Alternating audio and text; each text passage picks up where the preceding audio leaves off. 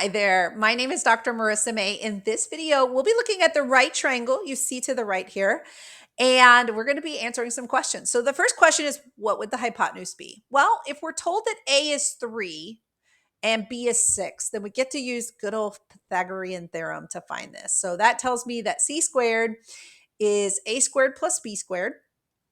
And for this triangle, A squared would be 3 squared, which is 9. And B squared would be 6 squared, which is 36. So C squared would be 47. That square root of both sides, C's got to be square root of 47. Do I want a decimal for it? It kind of depends on what your instructions are. So I'm going to make sure you look at your instructions. Do you want a decimal? Do you want an exact value?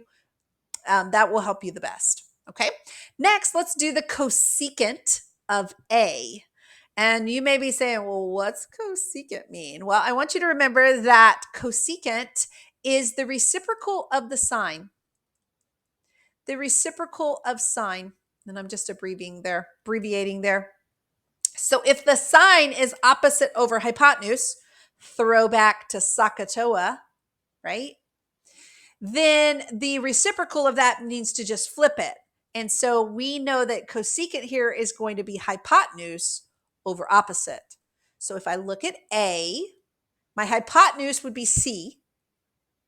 And my opposite, follow that line there, would be A. So C here we found to be square root of 47, and A was 3. All right, one more. Let's do cotangent of B. Now, cotangent is the reciprocal of tangent. So again, SOHCAHTOA told us that tangent was opposite over adjacent. So for the reciprocal of that, we would get adjacent over opposite.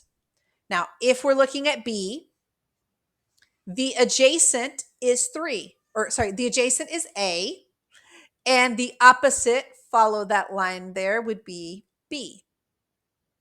So A is 3 and B is 6. So cotangent of B reduces to 1/2. Really work with your trig functions. Think about your SOHCAHTOA. Think about the reciprocals of each one. And then I want you to be real careful in your triangle to look at from that angle, which one is the opposite. From this angle, which one is the adjacent.